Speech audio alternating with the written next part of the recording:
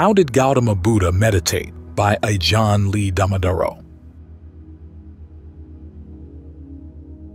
When I first became aware of the conflicting views held by people who practice, and of how ill-informed they are, I felt inspired by their desire to learn the truth, but at the same time dismayed over their views, right mixed with wrong, some people saying that Nibbana and the paths leading to it still exist, others maintaining that Nibbana has passed away and can no longer be attained. This latter belief is a particular cause for dismay, because a desire for Nibbana is what has led us all to submit ourselves to the practice of the Buddha's teachings in the first place. If we don't have such a desire, we aren't likely to be especially sincere in our practice. And if we aren't sincere, our practice will be in vain as far as the benefits the Buddha intended for us are concerned, because the Buddha's sole purpose in teaching was to liberate living beings from suffering and stress. If we were to worm our way in as parasites on his religion, it would run counter to his compassionate intentions toward us. Each and every one of us aims for what is good, so we should pay heed to whatever factors may lead to release from suffering and stress. Don't let the Buddha's teaching pass by you in vain. By and large, from what I've seen of people who practice, a great many of them train themselves in ways that mix right with wrong, and then set themselves up as teachers, instructing their pupils in line with their various theories about jhana, concentration, Nibbana, and the stream leading to it. The lowest level are those who get so caught up with their own views and opinions that their teachings can become detrimental, saying, for example, that we don't have enough merit to practice, that we've been born too late for Nibbana and the paths leading to it, and so have to give up our practice. Opinions of this sort run the gamut from crude to middling to subtle. But no matter what level a person may know, if he doesn't know the hearts and minds of others, he'll have great difficulty in making his teachings effective and beneficial. Even though he may have good intentions, if he lacks knowledge of those he is teaching, progress will be difficult. The Buddha, whenever he taught, knew the capabilities and dispositions of his listeners, and the level of teaching for which they were ripe. He then tailored his teachings to suit their condition, which was why he was able to get good results. Even though he had a lot of seed to sow, he planted it only where he knew it would sprout. If he saw that the soil was barren or the climate harsh, he wouldn't plant any seed at all. But as for us, we have only a fistful of rice, and yet we cast it along a mountain spine or in the belly of the sea, and so get either meager results or none at all. Thus, in this book I have included teachings on every level, elementary, intermediate, and advanced, leaving it up to the reader to pick out the teachings intended for his or her own level of attainment. In practicing meditation, if you direct your mind along the right path, you'll see results in the immediate present. At the same time, if you lead yourself astray, you'll reap harm in the immediate present as well. For the most part, if meditators lack the training that comes from associating with those who are truly expert and experienced, they can become deluded or schizoid in a variety of ways. How so? By letting themselves get carried away with the signs or visions that appear to them, to the point where they lose sense of their own bodies and minds. Playing around with an external casino is a special culprit in this regard. Those who lack sufficient training will tend to hallucinate, convinced of the truth of whatever they focus on, letting themselves get carried away by what they know and see until they lose touch with reality, making it difficult for any sort of discernment to arise. For this reason, in this guide I have taught to focus exclusively on the body and mind, the important point being not to fasten on or become obsessed with whatever may appear in the course of your practice. There are a wide variety of meditation teachers who deviate from the basic principles taught by the Buddha. Some of them, hoping for gain, status, or praise, set up their own creeds with magical formulae and strict observances, teaching their students to invoke the aid of the Buddha. Our Lord Buddha isn't a god of any sort who is going to come to our aid. Rather, we have to develop ourselves so as to reach his level. Some teachers invoke the 5 forms of rapture, or else visions of this or that color or shape. If you see such and such vision, you attain the first level of the path, and so on until you attain the 2nd, 3rd, and 4th levels. And then once a year you present your teacher with offerings of rice, fruit, and a pig's head. The Buddha's purpose in spreading his teachings was not that we would propitiate him with offerings. He was beyond the sway of material objects of any sort whatsoever.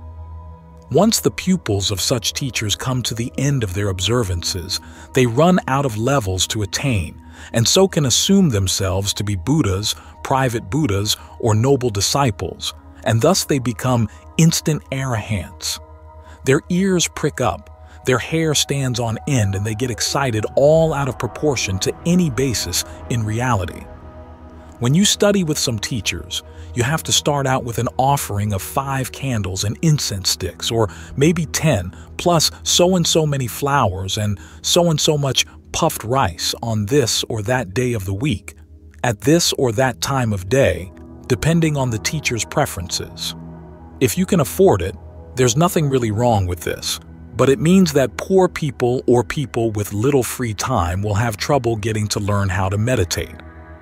Once you finish the ceremony, the teacher tells you to meditate Araham, or Buddho, until you get the vision he teaches you to look for, such as white, blue, red, yellow, a corpse, water, fire, a person, the Buddha, a noble disciple, heaven, hell. And then you start making assumptions that follow the drift of the objects you see.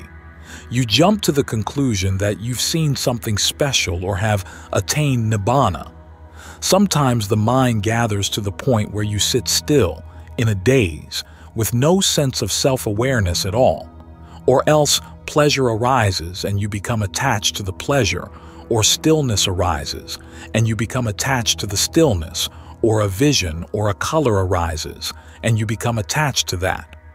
All of these things are nothing more than ugaha nimitta.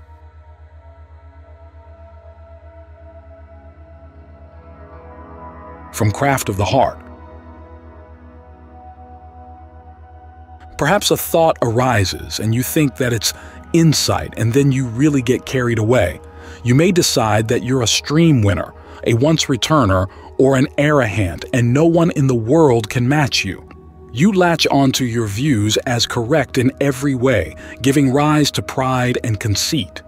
All of the things mentioned here, if you get attached to them, are wrong.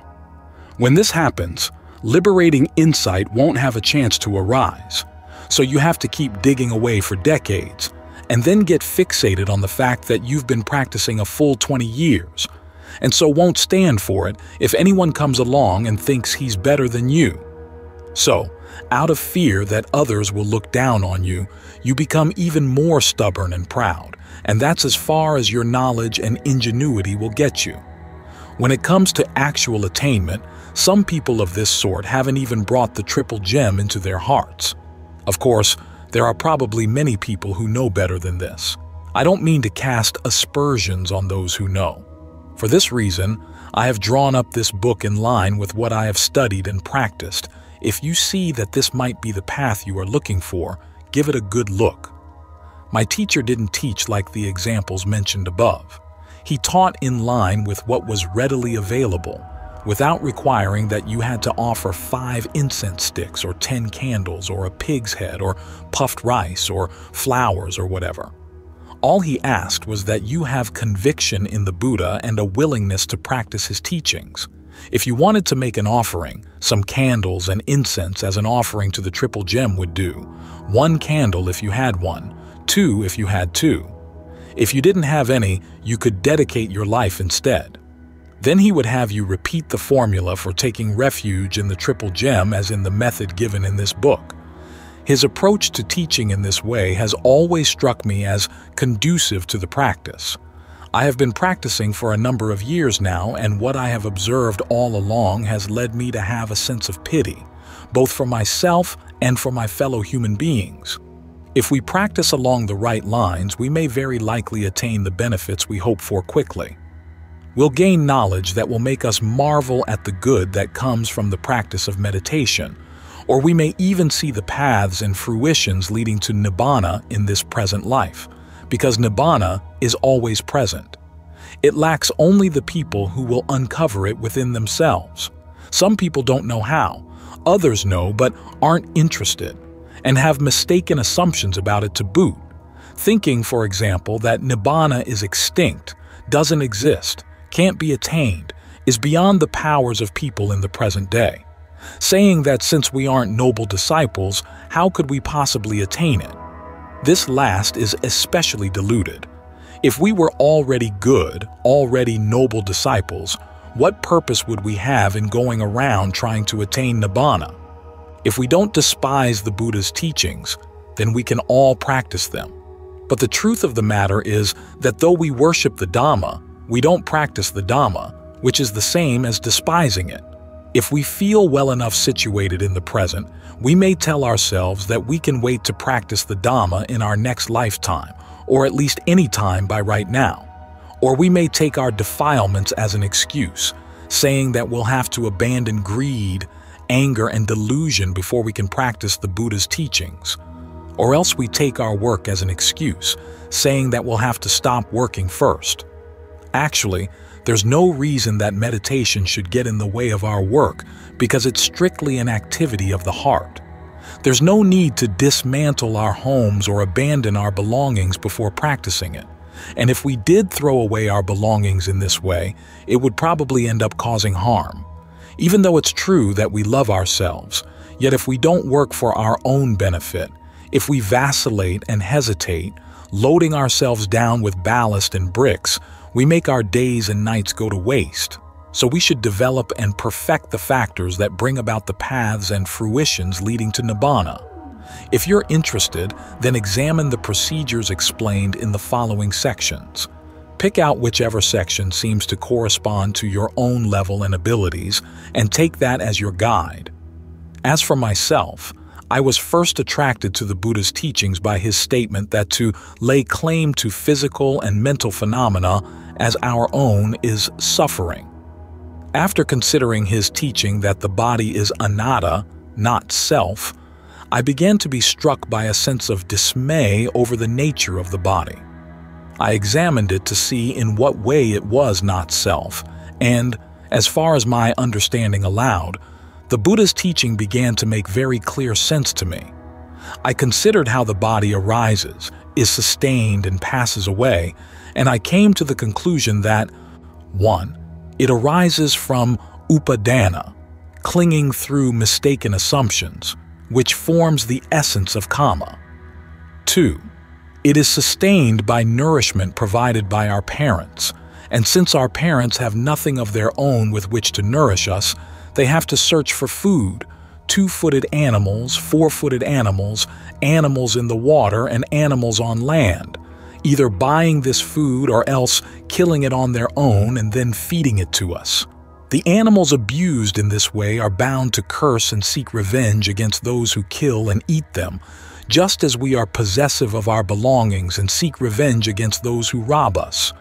Those who don't know the truth of the body take it to be the self, but after considering the diseases we suffer in our eyes, nose, mouth, and throughout the various parts of the body, I concluded that we've probably been cursed by the animals we've eaten, because all of these parts come from the food we've made of their bodies.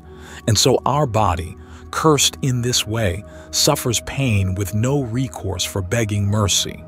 Thus, victim to the spirits of these animals, we suffer pains in the eyes, pains in the ears, pains in the nose and mouth and throughout the body, until in the end, we have to relinquish the whole thing so they can eat it all up. Even while we're still living, some of them, like mosquitoes and sandflies, come and try to take it by force. If we don't let go of our attachments to the body, we're bound to suffer for many lives to come. This is one reason why I felt attracted to the Buddha's teachings on not self. 3. The body passes away from being denied nourishment. The fact that this happens to us is without a doubt a result of our past actions. We've probably been harsh with other living beings, denying them food to the point where they've had to part with the bodies they feel such affection for. When the results of such actions bear fruit, our bodies will have to break up and disband in the same way. Considering things in this manner caused me to feel even more attracted to the practical methods recommended by the Buddha for seeing not self and letting go of our clinging assumptions so that we no longer have to be possessive of the treasures claimed by ignorant and fixated animals.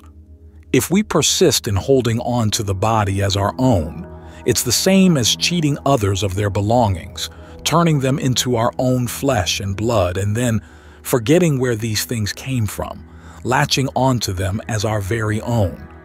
When this happens, we're like a child who, born in one family and then taken and raised in another family with a different language, is sure to forget his original language and family name. If someone comes along and calls him by his original name, he most likely won't stand for it because of his ignorance of his own origins. So it is with the body. Once it has grown, we latch onto it, assuming it to be the self. We forget its origins and so become drugged, addicted to physical and mental phenomena, enduring pain for countless lifetimes. These thoughts are what led me to start practicing the teachings of the Buddha so as to liberate myself from this mass of suffering and stress.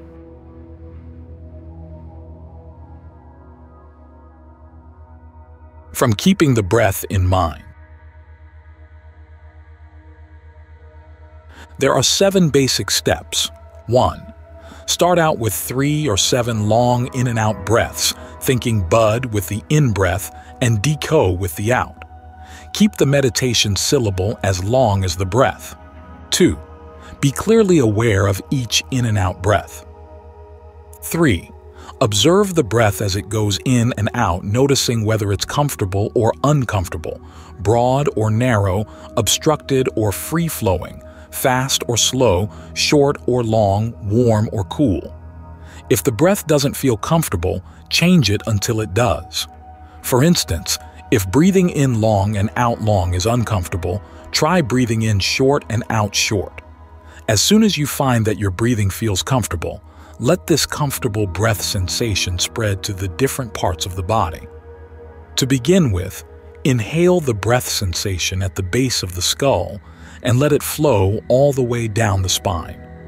Then, if you are male, let it spread down your right leg to the sole of your foot, to the ends of your toes, and out into the air. Inhale the breath sensation at the base of the skull again, and let it spread down your spine, down your left leg to the ends of your toes, and out into the air. If you are female, begin with the left side first because the male and female nervous systems are different. Then let the breath from the base of the skull spread down over both shoulders, past your elbows and wrists to the tips of your fingers and out into the air. Let the breath at the base of the throat spread down the central nerve at the front of the body, past the lungs and liver, all the way down to the bladder and colon. Inhale the breath right at the middle of the chest and let it go all the way down to your intestines. Let all these breath sensations spread so that they connect and flow together, and you'll feel a greatly improved sense of well-being. 4. Learn 4 ways of adjusting the breath. A in long and out long, but B in long and out short, C in short and out long, D in short and out short. Breathe whichever way is most comfortable for you. Or better yet, learn to breathe comfortably all 4 ways because your physical condition and your breath are always changing. 5. Become acquainted with the bases or focal points for the mind, the resting spots of the breath, and center your awareness on whichever one seems most comfortable. A few of these bases are A. The tip of the nose, B. The middle of the head, C. The palate, D. The base of the throat, E. The breastbone, the tip of the sternum, F. The navel, or a point just above it. If you suffer from frequent headaches or nervous problems, don't focus on any spot above the base of the throat, And don't try to force the breath or put yourself into a trance. Breathe freely and naturally. Let the mind be at ease with the breath, but not to the point where it slips away. 6. Spread your awareness, your sense of conscious feeling, throughout the entire body. 7. Unite the breath sensations throughout the body, letting them flow together comfortably, keeping your awareness as broad as possible. Once you are fully aware of the aspects of the breath you already know in your body, you'll come to know all sorts of other aspects as well. The breath, by its nature, has many facets. Breath sensations flowing in the nerves, those flowing around and about the nerves, those spreading from the nerves to every pore. Beneficial breath sensations and harmful ones are mixed together by their very nature. To summarize, A, for the sake of improving the energy already existing in every part of your body, so that you can contend with such things as disease and pain, and B, for the sake of clarifying the knowledge already within you, so that it can become a basis for the skills leading to release and purity of heart. You should always bear these 7 steps in mind, because they are absolutely basic to every aspect of breath meditation. When you've mastered them, you will have cut a main road. As for the side roads, the incidentals of breath meditation, there are plenty of them, but they aren't really important. You'll be perfectly safe if you stick to these 7 steps and practice them as much as possible. Now we will summarize the methods of breath meditation under the headings of jhana. Jhana means to be absorbed or focused in a single object or preoccupation, as when we deal with the breath. 1. The first jhana has 5 factors. A. Directed thought, vitakka. Think of the breath until you can recognize it clearly without getting distracted. B. Singleness of object, ekagataramana. Keep the mind with the breath. Don't let it stray after other objects. Watch over your thoughts so that they deal only with the breath to the point where the breath becomes comfortable. The mind becomes one at rest with the breath. C. Evaluation, vicara. Gain a sense of how to let this comfortable breath sensation spread and coordinate with the other breath sensations in the body.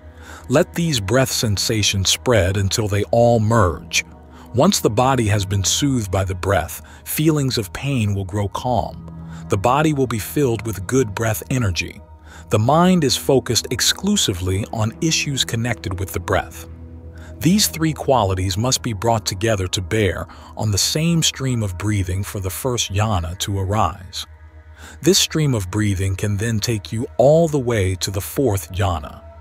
Directed thought, singleness of object and evaluation act as the causes. When the causes are fully ripe, results will appear. D. Rapture, piti. A compelling sense of fullness and refreshment for body and mind, going straight to the heart, independent of all else. E. Pleasure, sukha. Physical ease arising from the body's being still and unperturbed, kaya passaddhi. Mental contentment arising from the mind's being at ease on its own, unperturbed, serene and exultant, citta passaddhi. Rapture and pleasure are the results. The factors of the first jhana thus come down simply to 2 sorts, causes and results. As rapture and pleasure grow stronger, the breath becomes more subtle. The longer you stay focused and absorbed, the more powerful the results become. This enables you to set directed thought and evaluation, the preliminary ground clearing, aside, and, relying completely on a single factor, singleness of object, you enter the second jhana, maggacitta, phalasiddha. 2. The second jhana has 3 factors, rapture, pleasure, and singleness of object, maggacitta. This refers to the state of mind that has tasted the results coming from the first jhana. Once you have entered the second level, rapture and pleasure become stronger because they rely on a single cause, singleness of object, which looks after the work from here on in, focusing on the breath so that it becomes more and more refined, keeping steady and still with a sense of refreshment and ease for both body and mind. The mind is even more stable and intent than before. As you continue focusing, rapture and pleasure become stronger and begin to expand and contract. Continue focusing on the breath, moving the mind deeper to a more subtle level to escape the motions of rapture and pleasure, and you enter the third jhana. 3. The third jhana has two factors, pleasure and singleness of object. The body is quiet, motionless, and solitary. No feelings of pain arise to disturb it. The mind is solitary and still. The breath is refined, free-flowing, and broad.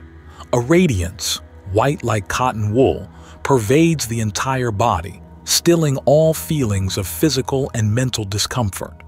Keep focused on looking after nothing but the broad, refined breath. The mind is free. No thoughts of past or future disturb it. The mind stands out on its own. The four properties, earth, water, fire, and wind, are in harmony throughout the body. You could almost say that they're pure throughout the entire body, because the breath has the strength to control and take good care of the other properties, keeping them harmonious and coordinated. Mindfulness is coupled with singleness of object, which acts as the cause. The breath fills the body. Mindfulness fills the body. Focus on in. The mind is bright and powerful. The body is light. Feelings of pleasure are still. Your sense of the body feels steady and even, with no slips or gaps in your awareness, so you can let go of your sense of pleasure.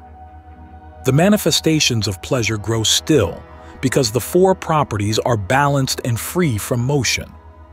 Singleness of object, the cause, has the strength to focus more heavily down, taking you to the fourth jhana.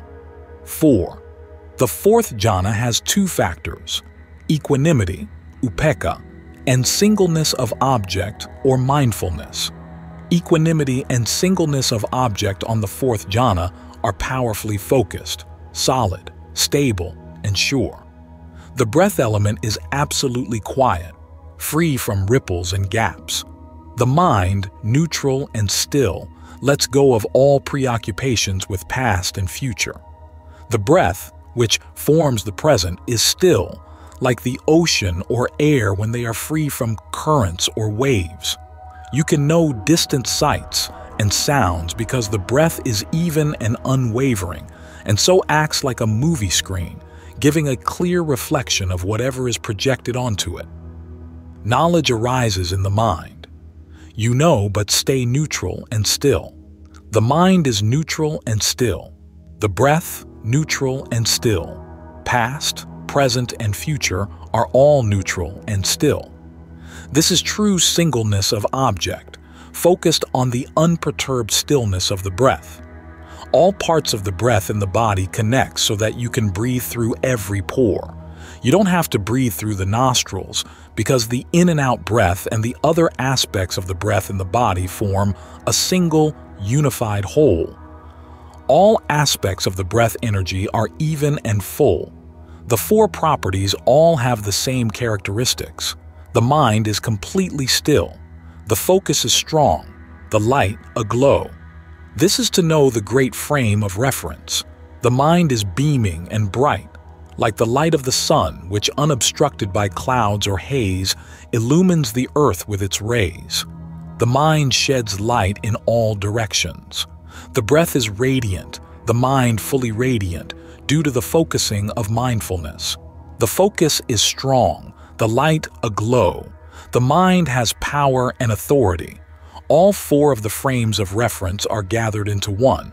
There is no sense that that's the body, that's a feeling, that's the mind, that's a mental quality. There's no sense that they're four. This is thus called the great frame of reference because none of the four are in any way separate. The mind is firmly intent, centered and true due to the strength of its focus. Mindfulness and alertness converge into one. This is what is meant by the one path, ekayana magga, the concord among the properties and frames of reference, 4 in 1, giving rise to great energy and wakefulness, the purifying inner fire, tapas, that can thoroughly dispel all obscuring darkness. As you focus more strongly on the radiance of the mind, the power that comes from letting go of all preoccupations enables the mind to stand alone. You're like a person who has climbed to the top of a mountain and has the right to see in all directions.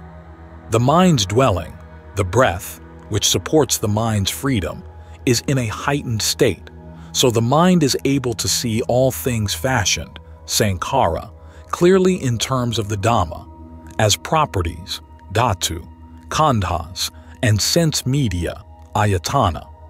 Just as a person who has taken a camera up in an airplane can take pictures of practically everything below, so a person who has reached this stage, lokavidu, can see the world and the Dhamma as they truly are.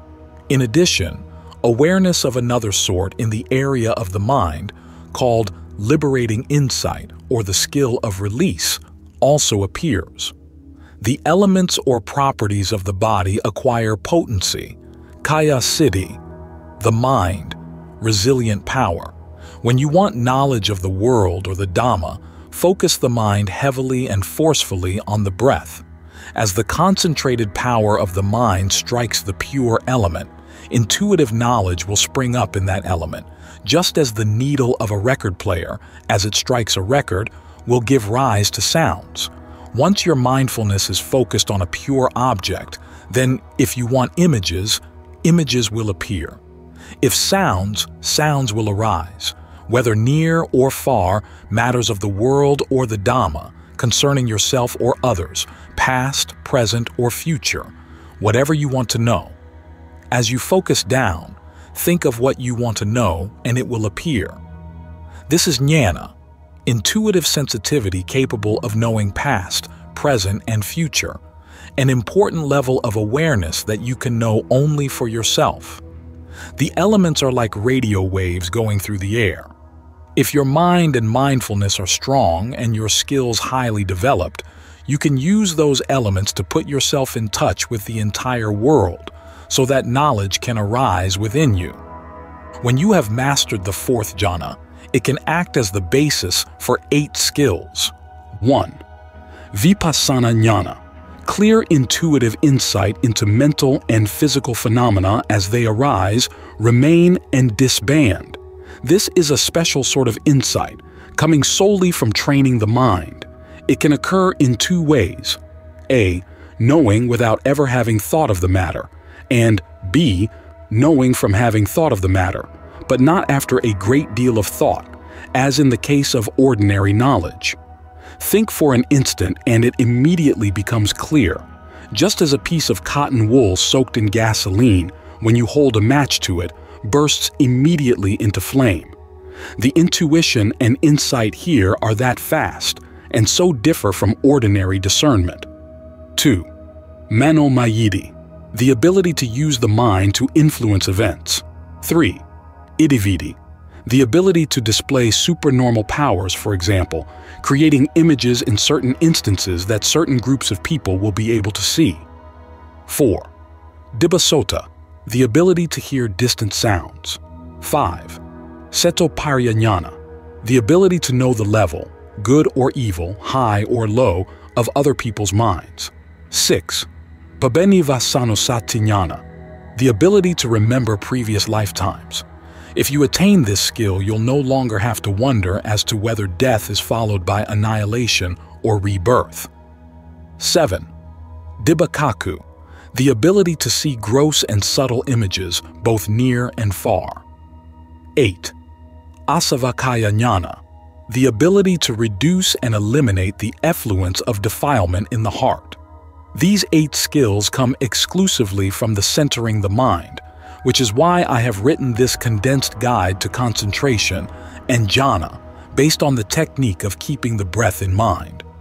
If you aspire to the good that can come from these things, you should turn your attention to training your own heart and mind.